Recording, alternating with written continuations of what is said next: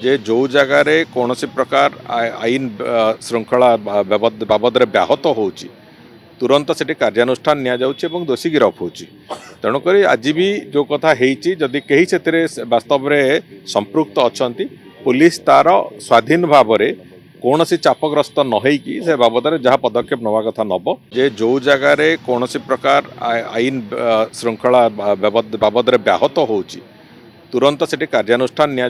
दोषी गिरफ हो तेणुक आज भी जो कथा जदि कहीं से वास्तव में संपृक्त अच्छा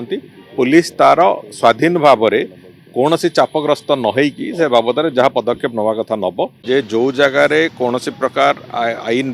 श्रृंखला बाबद व्याहत हो